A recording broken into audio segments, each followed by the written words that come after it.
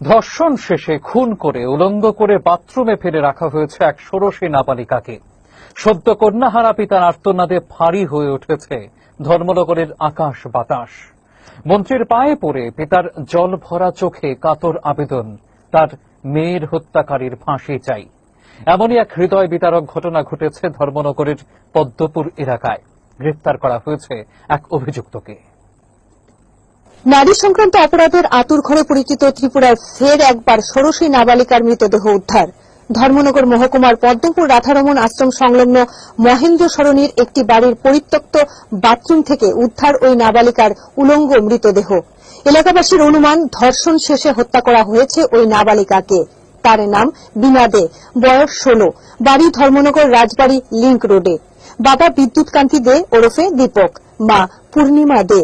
শনিবার সন্ধ্যায় সে মায়ের কথা অনুযায়ী মন্দিরে পুজো দিতে বেরিয়েছিল। তারপর সে আর বাড়ি ফিরে আসেনি।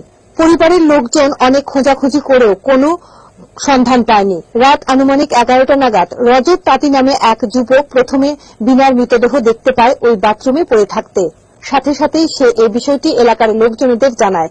খবর পেয়ে রাত আনুমানিক 12টা নাগাদ ধর্মনগর থানার বিশাল পুলিশ বাহিনী ঘটনাস্থলে ছুটে যান। এসটিপিও জ্যোতিষ্মান রায়চৌধুরীর নেতৃত্বে ছুটে আসে মহিলা থানার পুলিশও। সে বাথরুম থেকে বীণার মৃতদেহ উদ্ধার করে ময়নাতদন্তের জন্য নিয়ে আসে ধর্মনগর হাসপাতালে। ঘটনাস্থল থেকে একটি মোবাইলের হেডফোন উদ্ধার করা হয়েছে। বীণার সাথে একটি মোবাইল ফোন ছিল, যা খুঁজে পাওয়া যায়নি। সেই মোবাইল ফোন পেলে তার কল লিস্ট খতিয়ে দেখলে আসল রহস্য উদ্ধার করা সম্ভব হতো বলে পরিবারের লোকজনদের ধারণা। খবর পেয়ে সাথে সাথে ছুটে আসে নাবালিকার পরিবারের লোকজনেরা। ছুটে আসে স্থানীয় কাউন্সিলর। তিনি জানান, স্থানীয়দের মুখে খবর পেয়ে ঘুম থেকে উঠে এসে এই ঘটনা দেখতে পান। এখানে ক্লাবের সামনে কিছু পোলাপান ডেইলি ক্যারাম বোর্ড খেলে, আজকেও ক্যারাম বোর্ড খেলে তারা। এখানে গোপাল পান্ডে করে একজন ভদ্রলোক আছে, তাই নিয়ে ছেলে যাই আসে, তারাই বোধ হয়েছে যে এখানে বাথরুমের মধ্যে দুইটা পাও দেখা যায় মেয়ে একটা। এদিকে ঘটনার ছবি তুলতে গেলে ধর্মনগর থানার এক এসআই রাজকুমার জমাতিয়া ছবি তুলতে বাধা দেন, যদিও পরে এসডিপিও জ্যোতিষ্মান রায়চৌধুরী সেই এসআইকে ধমক দেন। এদিকে রজত তাঁতি নামে ওই যুবককে জিজ্ঞাসাবাদের জন্য থানায় নিয়ে এসেছে পুলিশ। সে জানায়, প্রথম সে বীণার মৃতদেহ দেখতে পায়। আমি মানে ঘরে যেতে আসলাম, ঘরে যাবার সময় দুইটা মানুষ সামনে গেছে। ওটা থেকে আমি পেচ্ছাপ প্রায় সময় এদিকে রাস্তা দিয়ে পেচ্ছাপ করি, মানে শুধু একটা আওয়াজ হয়েছে যে ঘরে মানে ঘটনাটা হয়েছে। আওয়াজ হওয়ার পরে আমি যখন একটু মানে মোবাইলের লাইট আমার ফ্ল্যাশ অন কন্টিনিউসলি অন আসলো, তবে একটু আগে যে আর এখান থেকে প্রায় ঘটনা মানে কমপ্লিট গেছে, পার থেকে প্রায় সময় ঘটনা হচ্ছে। আমি সন্ধ্যা হয়তো প্রায় সময় ঘটনা একটা আওয়াজ হয়েছে, একটু কিছু গিয়ে দেখি মানে একটা পাওয়ার মতো দেখা যেতেছে। কিন্তু প্রশ্ন হচ্ছে, রাত 11টা নাগাদ রজত তাঁতি কি কারণে পরিত্যক্ত বাড়ির বাথরুমের সামনে গিয়েছিল, অথচ সে স্থানে তার মৃতদেহ উদ্ধার হয় তার থেকে আনুমানিক 15 হাত দূরে বসবাসকারী একটি পরিবার এই ঘটনা সম্পর্কে কিছুই জানে না। ঘটনাস্থলে তদন্ত করতে এসে এসডিপিও জ্যোতিষ্মান রায়চৌধুরী জানান, বিষয়টির তদন্ত চলছে, অবিলম্বে দোষীকে গ্রেপ্তার করা হবে। 12টার সময় একটা ইনফরমেশন পাইছি এরকম একটা ডেড বডি পড়ে রয়েছে। তো আমরা আইসিআইএসের এখন পুরো ইয়ে করছি, করে এখন ডেড বডিটা শিফট করতেছি। এটা পরিত্যক্ত বাথরুমের মধ্যে। মৃত ষোড়শী নাবালিকার মা পূর্ণিমা দেবী জানান, শনিবার সন্ধ্যায় বীণা পুজো দেবার কথা বলে বাড়ি থেকে বেরিয়েছিল। এরপর আর সে বাড়ি ফিরে আসেনি। তার বাবা তাই আইসি পড়া করে তাই রাস্তায় গেলেছি, দেখে আমি মারছি, তাই ঘরের মধ্যে জড়ে তাই বাবা জানানি দুইটা ছেলে ঠিক করছে, তার লোক বললে কৈলাসর যেটা মুন্ডুকুটি দিতাম। এদিকে রবিবার সকালে এই ঘটনার খবর পেয়ে হাসপাতালে ছুটে আসেন রাজ্যের সমাজ কল্যাণ এবং সমাজ শিক্ষা দপ্তরের মন্ত্রী বিজিতা নাথ। তাকে দেখেই সদ্য কন্যাহারা বাবা দীপক মন্ত্রীর পায়ে পড়ে যান। একমাত্র দাবি, যারা নির্মমভাবে হত্যা করেছে তাদের দৃষ্টান্তমূলক শাস্তির দাবি জানান। তার বুক ফাটা আর্তনাদে তখন ধর্মনগর হাসপাতালে সবার চোখে জল এসে গেছে। মন্ত্রী বিজিতানাথ জানান, এ ধরনের ঘটনায় নিন্দার কোনো ভাষা নেই, দোষীর চরম শাস্তির ব্যবস্থা করা হবে।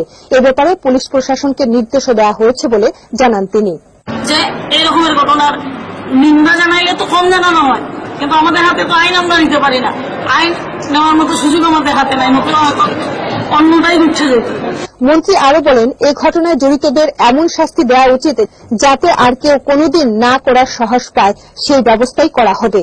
তাছাড়া এসডিএম কে নির্দেশ দেওয়া হয়েছে যাতে নিহতের পরিবারকে ক্ষতিপূরণ দেওয়া হয়। আইনের যত কঠিন ধারা আছে এবং তাকে যত কঠিন ব্যবস্থাপনা শাস্তি দেওয়া যায় তার উদ্যোগ নেওয়া, আর অন্যদের কাছে মেসেজ হলো এটা দেখিয়া যেন সে সাবধান হয়। এই রকমের কাজ করলে পরে এই রকমেরই ঘটনা আমার জন্য কিন্তু যে পরিবারটি তার কন্যাকে হারিয়েছে, যে মা তার মেয়েকে হারিয়েছে, যে বাবা তার কলজার টুকরোকে হারিয়েছে, সেই ক্ষত যে কোনোদিনই পূরণ হবে না তার বলার অপেক্ষা রাখে না।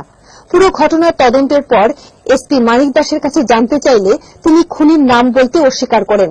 তবে এই ঘটনার সাথে যে প্রথম প্রত্যক্ষদর্শী রজত তাঁতি জড়িত রয়েছে তা ঘটনা সম্পর্কে মোটামুটি নিশ্চিত। এসপি জানান, জিজ্ঞাসাবাদে এই খুনকাণ্ড সম্পর্কে বহু তথ্য উঠে এসেছে পুলিশের হাতে।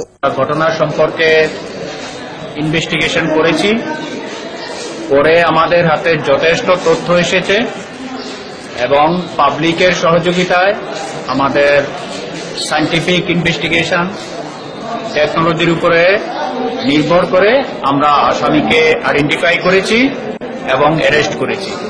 তবে সূত্রের খবর, এই খুনকাণ্ডে রজত তাঁতি জড়িত রয়েছে। এই ঘটনার পর গোটা ধর্মনগরে নেমে এসেছে শোকের ছায়া। এদিকে বিজেপি দলের নারী নেত্রীরাও রবিবার হাসপাতালে ছুটে আসেন এবং ঘটনার তীব্র নিন্দা জানান। সেখানে দোষীদের দৃষ্টান্তমূলক শাস্তিরও দাবি জানান তারা। ভারতীয় জনতা পার্টি মহিলা মোর্চার সদস্য হিসাবে এখন আমরা পুলিশের দ্বারস্থ হয়েছি, থানার দ্বারস্থ হয়েছি, প্রশাসনের দ্বারস্থ হয়ে প্রশাসনকে উপযুক্ত ব্যবস্থা নিতে আমরা অনুরোধ জানাচ্ছি। তদন্তের স্বার্থে পুলিশ খুনির নাম বলতে না চাইলেও মন্ত্রী বিজিতানাথের বক্তব্য থেকে আভাস পাওয়া গেছে যে শনিবার রাতে পুলিশ সন্দেহভাজন হিসাবে যাকে ধরে এনেছে সেই এই হত্যাকাণ্ডের সাথে জড়িত। এখন ধর্মনগর পুলিশ প্রশাসনের দিকে তাকিয়ে মৃত ষোড়শী নাবালিকা বিনার পরিবার ও ধর্মনগর মহকুমা এলাকার লোকজন। ধর্মনগর থেকে প্রমথেশ ঘোষের রিপোর্ট, হেডলাইন্স ত্রিপুরা।